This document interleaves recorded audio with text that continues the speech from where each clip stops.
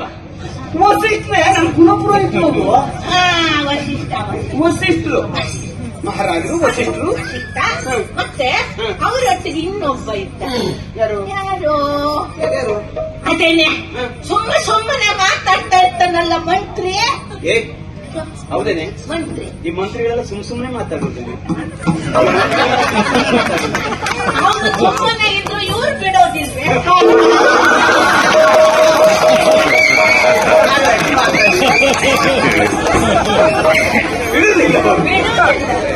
ಮಂತ್ರಿ ಸುಮಂತ ಇದ್ದದ್ದು. ಸುಮಂತ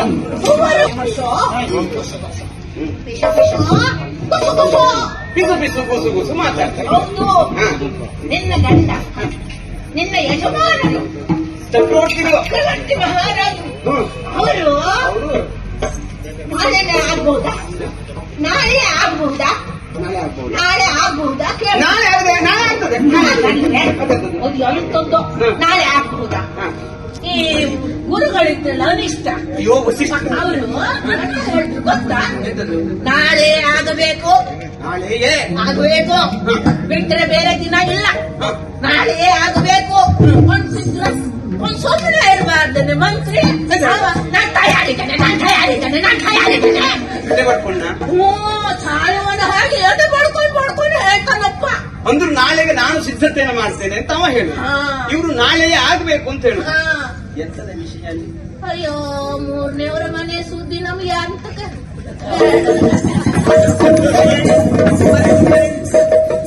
ಇಷ್ಟೊತ್ತಿನವರೆಗೆ ವಿಷಯ ಹೇಳಿ ನೀನು ಈಗ ಮೂರನೇ ಸುದ್ದಿ ನಮಗೆ ಯಾಕೆ? ನೀ ಹೇಳಿದ್ದು ನಮ್ಮನೆ ಸುದ್ದಿನೇ ಅಲ್ವೇನೆ? ಈಗ ಯಜಮಾನ್ರು ನಮ್ಮ ಯಜಮಾನ್ರು, ಪುರೋಹಿತರು ನಮ್ಮ ಪುರೋಹಿತರು, ಮಂತ್ರಿಗಳು ನಮ್ಮ ಮಂತ್ರಿಗಳು, ನಮ್ಮದೇ ಸುದ್ದಿನೇ ಅಲ್ವೇನೆ? ನಮ್ಮನೆ ಸುದ್ದಿ ಅಲ್ವೇ? ಮತ್ತೆ ಯಾರ್ಯಾರ ಸುದ್ದಿ ಯಾರಿಗೆ ನಮ್ಗೆ ಯಾಕೆ ಅಂತ ಹೇಳ್ಬಿಟ್ಟೆ ನೀವು? ಅವ್ರು ಏನ್ ಮಾತಾಡಿದ್ರು ಗೊತ್ತಲ್ಲ? ಮಾತಾಡ್ತಿದ್ರು ಮತ್ತೆ ಕೌಸಲ್ಯ ಕೌಸಲ್ಯ ನಮ್ಮ ಅಕ್ಕ, ನಿಮ್ಮ ಅಕ್ಕ, ಮತ್ತೆ ಅವನ ಮಗ ಇದ್ದಾನೆ ರಾಮ. ನಮ್ಮ ರಾಮ. ಆ ಕೌಸಲ್ಯನ ಮಗ ರಾಮನಿಗೆ ದಶರಥ ಮಹಾರಾಜ ಅಯೋಧ್ಯೆಯ ಪಟ್ಟ ಕಟ್ಟಾನಂತೆ. ಸರಿಯೇನೆ? ನಾಳೆಗೆ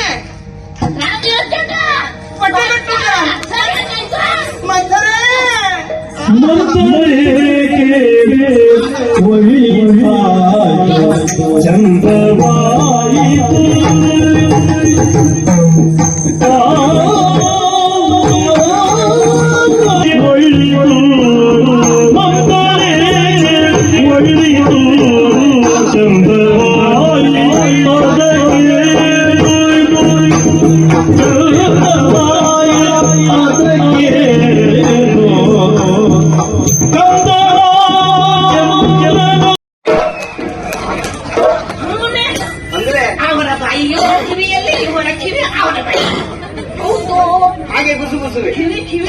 ಹೌದಾ? ಹೌದೇನೆ? ಗುಸು ಗುಸು ಹೇಳ್ತಾ ಇದ್ದಾರೆ ಅಂತ ಹೇಳ್ತಿ. ನಿನಗೆ ನಾನು ಬೊಬ್ಬೆ ಹಾಕಿದ್ರು ಕೇಳುವುದಿಲ್ಲ, ಅದು ಗುಸು ಗುಸು ಅಂತ ಹೇಳಿ ಕೇಳಿ ಹೋಯ್ತಾನೆ ನಿನಗೆ? ನಿನಗೆ ಹೌದಪ್ಪ. ನನಗೆ ಜೋರಾಗಿ ಯಾರಾದ್ರೂ ಮಾತನಾಡಿದ್ರೆ ಕೇಳೋದೇ ಇಲ್ಲ. ಜೋರಾಗಿ ಮಾತಾಡಿ ಕೇಳುವುದಿಲ್ಲ? ಇಲ್ಲ. ಅದೇ ಅದೇ ಯಾರಾದ್ರೂ ಪಿಸು ಪಿಸು ಪಿಸು ಪಿಸು ಮಾತಾಡಿದ್ರೆ ಚಂದ ಮಾಡಿ ಕೇಳ್ತದೆ. ಇದೊಂದು ವಿಶೇಷವೇ. ಅದ್ಯಾಕಂದ್ರೆ ಹಾಗೆ ನಾನು ಹಾಗೆ ವಿಚಾರ ಮಾಡಿದೆ. ಆಗ ನನ್ನ ಪ್ರಶ್ನೆಗೆ ಉತ್ತರ ಸಿಕ್ತು. ಎಂತದೆ? ಈಗ ದೊಡ್ಡ ಶಬ್ದ ಮಾಡಿ ಮಾತಾಡಿದ್ರೆ ಆ ಶಬ್ದದಲ್ಲಿ ಕರ್ಕಶವಾದ ಒಂದು ಧ್ವನಿ ಬರ್ತದೆ ಗೊತ್ತಾ? ಓ, ದೊಡ್ಡ ಶಬ್ದದ ಆ ಧ್ವನಿಗೆ ನನ್ನ ಕಿವಿ ಹೆದರ್ತಾವ. ಓ, ಟಮಾಟೆ ಮುಚ್ಕೊಂಡು ಮುಚ್ಚಿಕೊಂಡು ಬಿಡ್ತದೆ. ಅದೇ ಯಾರಾದ್ರೂ ಬಿಸ ಬಿಸೋ ಕೊಸೋ ಕೊಸೋ ಬಿಸ ಬಿಸೋ ಮಾತಾಡಿದ್ರೆ ಆ ಮಾತಿನಲ್ಲಿ ಶಬ್ದ ಕಡಿಮೆ ಇರ್ತದೆ, ವಿಷಯ ಹೆಚ್ಚಿರ್ತದೆ. ಆಗ ವಿಷಯಗಳೆಲ್ಲ ನನ್ನ ಕಿವಿಯಲ್ಲಿ ಹೋಗಿ ಮೆದುಳಿಗೆ ಸೇರ್ತದೆ. ಅದಕ್ಕೆ ನನ್ನ ಕಿವಿ ಯಾವಾಗಲೂ ಅಂತ ವಿಚಾರಗಳಿಗೆ ಹೀಗೆ ಸೇರ್ಕೊಂಡೇ ಇರ್ತದೆ. ಮತ್ತೆ ಬೇಕಾದ ಶಬ್ದ ದೊಡ್ಡ ಶಬ್ದ ಆದ್ರೆ ಒಳ್ಳೆ ಶಬ್ದ ಬಂತು, ಮುಂದೇನು ಮುಂದೇನು. ಹಾಗಾಗಿ ನಿನಗೆ ಯಾರು ಏನು ಹೇಳಿದ್ರು ಸಹಿತ ನಂಬುತ್ತೀಯ. ಬದುಕಿನಲ್ಲಿ ಮುಗ್ಧತೆ ಮತ್ತು ಜೀವನೋತ್ಸಾಹ ಅದ್ಯಾಕೆ ಕಳ್ಕೊಂಡ್ರೆ ಹಾಗೆ ನೀನು ಬಾಲೆ ಎಂತದ್ದು? ಮುಕ್ತ ಬಾಲೆ ಬಾಲಿಕೆ ಮಾಲೆ ಚಾರು ಶೀಲೆಯುಂಟು ನಿನ್ನ ಕಾಪ ಬಾಲಿಕೆ ಮಾಲೆ ಚಾರು ಶೀಲೆ ಇಂದು ನಿನ್ನ ಬಾಲಿಕೆ ಮಾಲೆ ಚಾರು ಶೀಲೆ ಇಂದು ನಿನ್ನ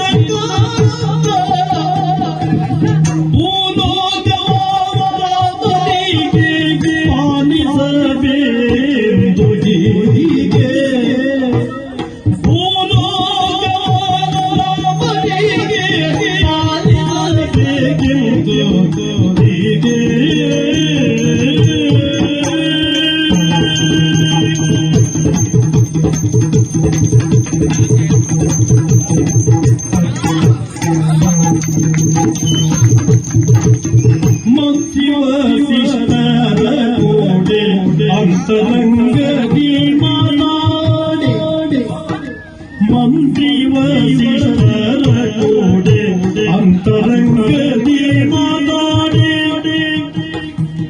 ನಿಂತು ನಾ ಕೇಳಿ ಮಾತಾ ಕಾಂತೆ ಕೇಳಿ ಯಾವ ನೀತಿ ನಿಂತು ನಾ ಕೇಳಿ ಮಾತಾ ಕಾಂತೆ ಕೇಳಿ ಯಾವ ನೀತಿ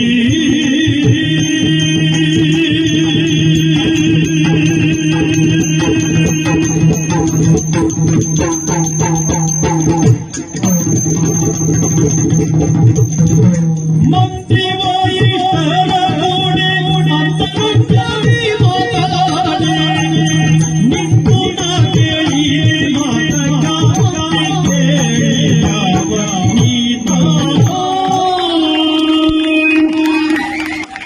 ಅಭಿಷೇಕ ಆಗುವುದು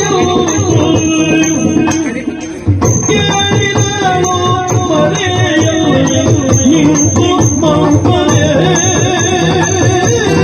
ಆಗುತ್ತೆ. ಹೌದು. ಹೌದಾ? ಬರ್ತಾ ಇರ್ಬೇಕಾದ್ರೆ ಸ್ವಲ್ಪ ಸಮಯ ಆಗಿರ್ತಲ್ಲೇ. ನೀನ್ ಯಾವಾಗ ಸಮಯ ಸರಿಯಾಗಿ ಬರ್ತೀಯ? ನನಗೂ ಹೊಣೆಗಾರಿಕೆ ಇರೋದಿಲ್ವೇನೆ? ಅಬ್ಬಾ, ಅಬ್ಬಾ, ಅಬ್ಬಾ, ಅಬ್ಬಾ. ನಿಮ್ಮ ಮನೆ ಅಂದ್ರೆ ನನ್ನ ಮನೆ ಅಲ್ವೇನೆ? ಹೊಣೆಗಾರಿಕೆ ಇರ್ತದೆ. ಅದನ್ನ ವಿಚಾರ ಮಾಡಿ ನಾನು ಬೇಗ ಬೇಗ ತಯಾರಾಗಿ ಬರ್ಬೇಕಂತಿದ್ದೆ. ಅದು ತಯಾರಾಗಿ ಈ ವಯಸ್ಸಿಗೆ ನೀನೇ ತಯಾರಾಗ್ತಿ ನೋಡು.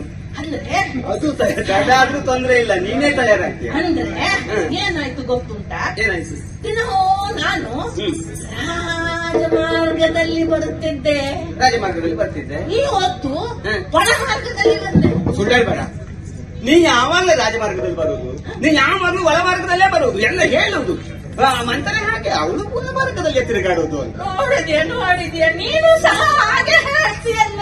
ಬೇರೆಯವರು ಬೇಕಾದ್ದು ಹೇಳಲಿ, ಎಲ್ಲರೂ ಹಾಗೆ ಹೇಳ್ತಾರೆ.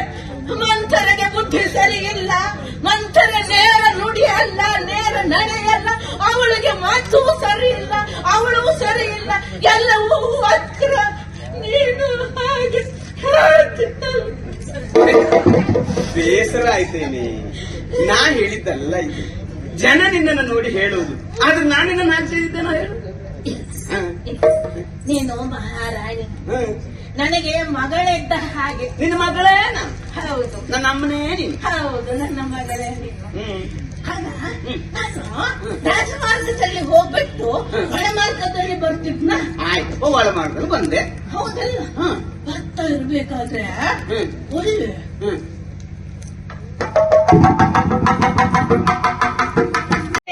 ಎಂತದ? ನಾನು ಏನ್ ಹೇಳಿದೆ? ಏನ್ ಹೇಳಿದೆ? ಈ ಪಟ್ಟ ಏನಾದ್ರೂ ಆದ್ರೆ ರಾಮನಿಗೆ ಬೆಟ್ಟ ಆಗ್ತದೆ. ಭರತ ಏನಾಗ್ತಾನೆ? ಭರತ ಏನಾಗ್ತಾನೆ? ಸಂತೋಷ ಪಡ್ತಾನೆ. ಸಂತೋಷ ಪಡ್ತಾನ? ಹೌದು. ಅವನ ವಿಚಾರ ಬಿಡು, ಮಿಕ್ಕವರ ವಿಚಾರವೂ ಬಿಡು. ಆಯ್ತಾ? ಉಳಿದವರೆಲ್ಲ ಸಂತೋಷ ಪಡ್ತಾನೆ.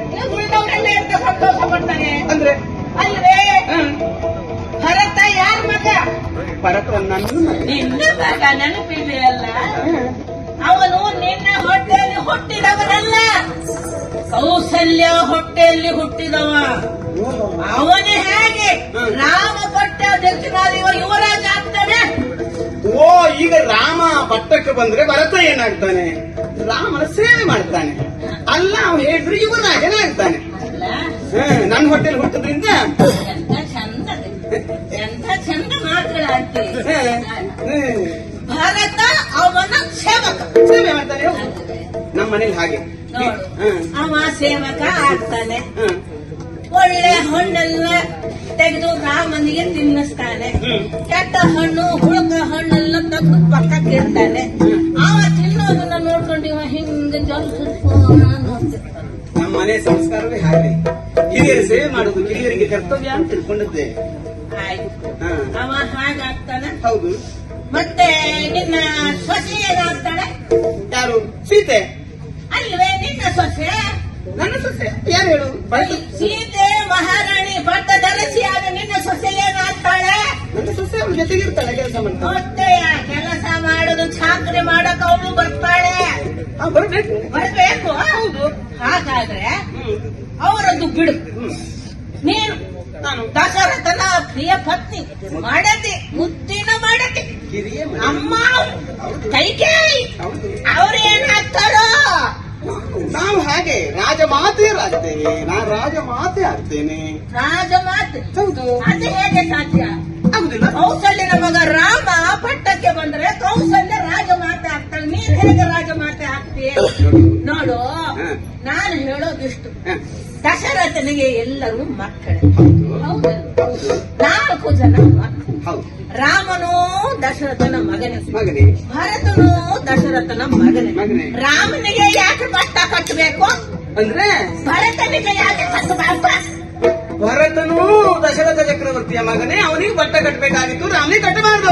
ಯಾಕೆ ಭರತನಿಗೆ ಕಟ್ಟಬಾರ್ದು ಅಂತ ಕೇಳ್ಬೇಕಲ್ಲ ನೀನು?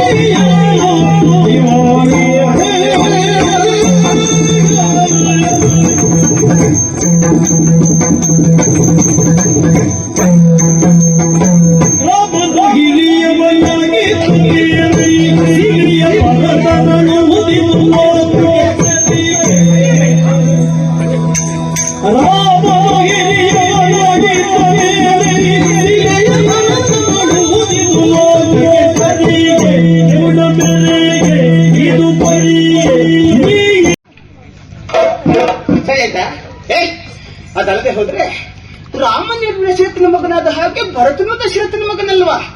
ಹೌದು. ಒಂದೇ ಅಪ್ಪನ ಹುಟ್ಟಿದ ಮಕ್ಕಳಾದ್ರೂ ತಾಯಂದಿರು ಬೇರೆ ಬೇರೆ. ನಾವು ಹಾಗೆ ಭಾವಿಸಿದ್ದೇ ಇಲ್ಲ. ಒಂದೇ ಬಟ್ಟಲಿನಲ್ಲಿ 4 ಜನರಿಗೂ ಒಟ್ಟಾಗಿ ಊಟ ಮಾಡಿಸಿದವರು ನಾವು, 3 ತಾಯಂದಿರು ಸೇರಿ. ಹೌದೇನೆ? ಭೇದ ಇಕ್ಕಿದ್ದು ನೀನಲ್ಲ, ನಾವು. ನಿನ್ನ ಒಂದೇ ಹೆಣ್ಣಿದ್ರು ಸಾಕು. ಹೌದು. ಹೇಳ್ತಾರೆ, ಒಂದು ಮನೆಯಲ್ಲಿ 10 ಜುಟ್ಟಾದ್ರು ಒಟ್ಟಾಗಿರಬಹುದು, 2 ಜಡೆ ಸೇರಿದ್ರೆ ಆ ಮನೆ ಇರುವುದಿಲ್ಲ, ಮುರಿದು ಹೋಗ್ತದೆ ಅಂತ. ನಿನ್ನಂತ ಈ ಮಂಥರೆ ಅಂತ ಹೆಣ್ಣನ್ನ ನೋಡಿ ಹೇಳಿದಿರ್ಬೇಕು ಆ ಮಾತನ್ನು. ಅದಲ್ಲದೆ ಹೋದ್ರೆ ಅಪ್ಪ ಎಷ್ಟು ಸೊಕ್ಕೆ ನಿನಗೆ, ಎಂಥ ಮಾತಾಡ್ತೀನಿ ನೀನು.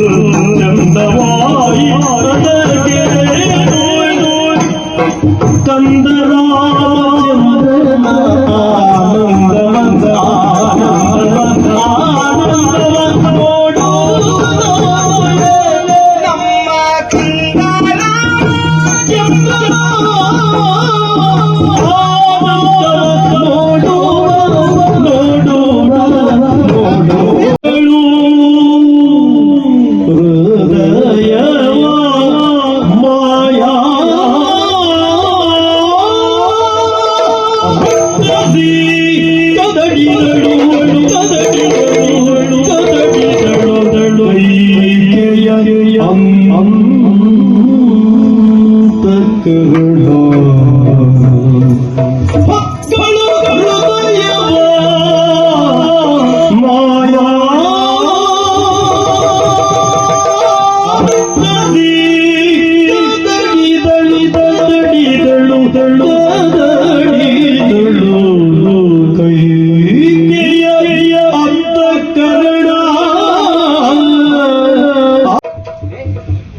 ನಾಯಿಯಾದ್ರೂ ಒಮ್ಮೆಲ್ಲಾದ್ರೂ ಒಂದು ತುತ್ತನ್ನು ಕೊಟ್ಟರೆ ಏನೋ ಒಂದು ತಿಂಡಿಯನ್ನು ಎಸೆದ್ರೆ ಒಂದು ತಿಂಗಳು ಬಿಟ್ಟು ಹೋದ್ರು ಬಾಲ ಅಲ್ಲಾಡಿಸಿ ತನ್ನ ನಿಯತ್ತನ್ನು ತೋರಿಸ್ತದೆ.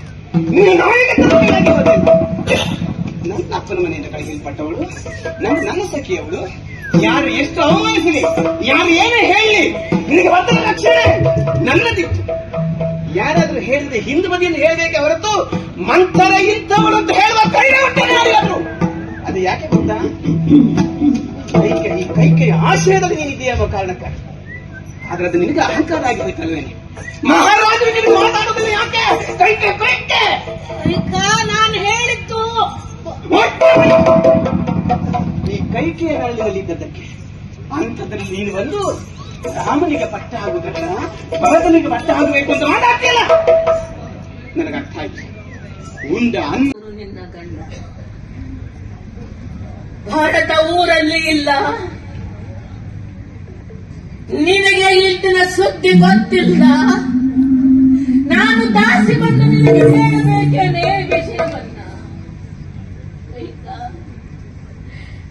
ಯೋಚನೆ ಮಾಡು ಕೈಕಾ, ಯೋಚನೆ ಮಾಡು. ತನ್ನ ಮಕ್ಕಳನ್ನು ಎಷ್ಟು ಜೋಪಾನವಾಗಿ ನೋಡಿಕೊಳ್ಳುತ್ತದೆ.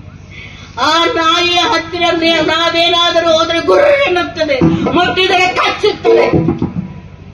ನನ್ನಂತೆಯೇ ತಿರುದು ತಿಂದು ನನ್ನ ಮಗು ಸಾಧ್ಯವಾಗಲಿ ಎಂದು ನಿನಗೆ ಆ ಯೋಚನೆಯೇ ಇಲ್ಲವಲ್ಲೇ? ನನಗಾದರೂ ಏನಾಗಬೇಕಾಗಿ? ನಾನೇನು ರಾಜಮಾತೆಯಾಗಬೇಕೆ, ಮಹಾರಾಣಿಯಾಗಬೇಕೆ? ನನ್ನ ಮಗಳು ರಾಜಮಾತೆಯಾದದ್ದನ್ನು ನಾನು ನೋಡಬೇಕು. ನನ್ನ ಮೊಮ್ಮಗ ಪಟ್ಟಾಭಿಷೇಕನಾಗಿ ಮಹಾರಾಜನಾಗುವುದನ್ನು ನೋಡಬೇಕೆಂದು ಕನಸು ಕಂಡೆ. ಎಲ್ಲವೂ ನೀರಿನಲ್ಲಿ ಹೋಮ ಮಾಡಿದಂತಾಯಿತು. ಕೈಕಾ, ಇನ್ನೂ ಸಮಯ ಮೀರಿಲ್ಲ. ವಿಚಾರ ಮಾಡು ಕೈಕಾ. ನೀನು ಮಹಾರಾಣಿಯಾಗಿ ವಿಚಾರ ಮಾಡಬೇಡ, ತಾಯಿಯಾಗಿ ವಿಚಾರ ಮಾಡು ಕೈಕಾ. ಅಯ್ಯೋ, ಭರತನಿದ್ದಿದ್ದರೆ ಅವನಲ್ಲಾದರೂ ಹೋಗಿ ಹೇಳುತ್ತಿದ್ದೆ. ನಾನು ಹೊರಡುತ್ತೇನೆ. ನನಗಲ್ಲ ಸೊಕ್ಕು, ಇವರಿಗೆ ಸೊಕ್ಕು, ಅಧಿಕಾರದ ಸೊಕ್ಕು, ಐಶ್ವರ್ಯದ ಸೊಕ್ಕು, ಸೌಂದರ್ಯದ ಸೊಕ್ಕು. ಈ ಸೊಕ್ಕನ್ನು ಮುರಿಯಲೇಬೇಕು.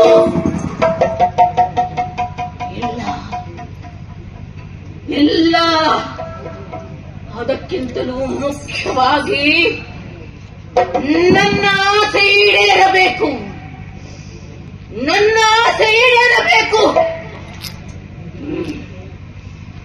ದಾಸಿಯಾಗಿ ನಾನು ಹೇಳಿದರೆ ಇವಳ ಮನಸ್ಸಿಗೆ ಹೋಗುವುದಿಲ್ಲ.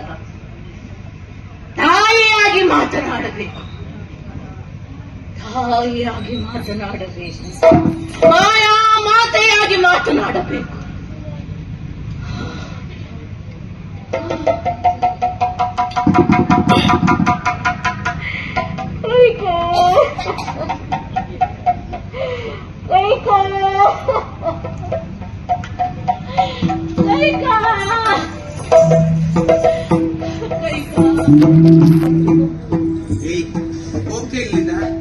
ಹೋಗ್ತೀಯ ಇಲ್ವಾ?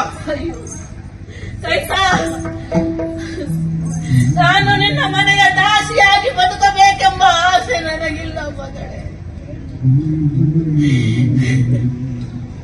ಚಿಕ್ಕಂದಿನಿಂದ ನಾನು ನಿನ್ನನ್ನು ತಾಯಿ ಅಂತ ಸಾಕಿದ್ದೇನೆ, ತೊತ್ತುಡಿಸಿ ಬೆಳೆಸಿದ್ದೇನೆ. ನೀನು ನನ್ನ ಮಗಳು, ನೀನು ನನ್ನ ಮಗಳು. ಭರತ ನನ್ನ ಮೊಮ್ಮಗನೇ ಏನು ಹೇಳಿದೆ? ಇಂತಹ ತಾಯಿ ಹೃದಯ ನನ್ನನ್ನು ನಾಯಿ ಎಂದು ಕರೆದೆಯಲ್ಲ. ನನಗೆ ಬೇಸರವಿಲ್ಲ ಮಗಳೇ, ನನಗೆ ಬೇಸರವಿಲ್ಲ. ಆದರೆ 4 ಮಕ್ಕಳೊಳಗೆ ಭೇದವನ್ನು ಇಕ್ಕಿದವನು ಎಂದು ಹೇಳಿದೆಯಲ್ಲ,